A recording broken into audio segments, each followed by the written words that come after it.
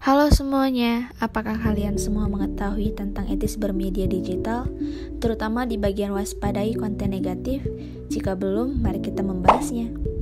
Oke, sebelum kita mengetahui tentang waspadai konten negatif, kita perlu tahu dulu nih mengenai apa itu etis bermedia digital. Dirangkum dari Cyberkreasi dan Deloitte tahun 2020, merumuskan etika digital adalah kemampuan individu dalam menyadari, mencontohkan, menyesuaikan diri, merasionalkan, mempertimbangkan, dan mengembangkan tata kelola etika digital. Setelah kita mengetahui secara garis besar tentang etis bermedia digital, maka kita akan langsung menjelaskan salah satu bagiannya, yaitu waspadai konten negatif. Seperti yang kita ketahui sekarang, banyak sekali konten negatif yang beredar di internet. Sekarang ini juga kita dapat memperoleh informasi dengan sangat mudah, yang tentunya dengan bantuan perangkat-perangkat digital kita yang terhubung ke internet. Dikarenakan hal itu juga, kita bebas menerima informasi dari manapun dan kapanpun. Jadi apa sih yang perlu kita lakukan terhadap hal ini? Hal yang tentunya kita bisa lakukan yaitu adalah mengatur penggunaan waktu di internet. Dengan kita mengatur waktu penggunaan internet, maka kita juga akan membatasi informasi yang akan kita peroleh.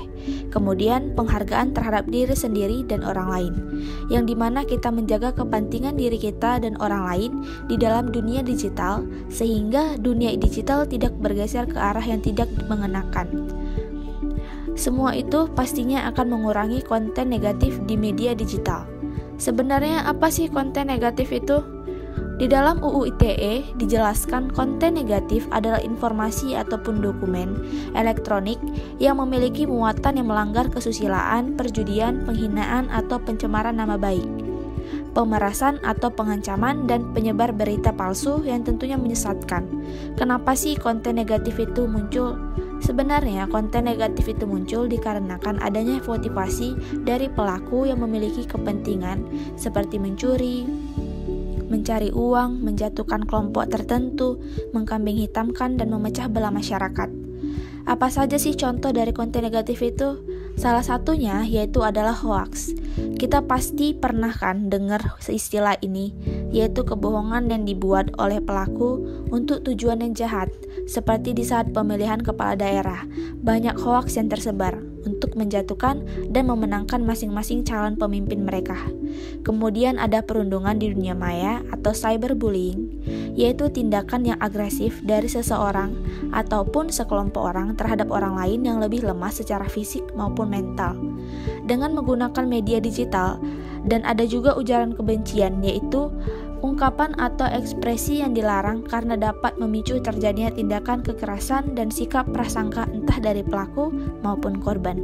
Jadi bagaimana cara kita menanggapi konten negatif tersebut? Hal yang perlu kita lakukan pertama adalah menganalisis konten negatif. Secara cermat kita perlu menganalisisnya dan melihat informasi yang diperoleh agar kita bisa mendapatkan informasi yang tidak bias. Kita juga perlu membangun sikap kritis atas konten yang tersedia. Intinya, kita perlu memahami dahulu informasi yang ada dan kita bisa membandingkan informasi itu dengan referensi yang ada. Kemudian, kita perlu memverifikasi konten negatif.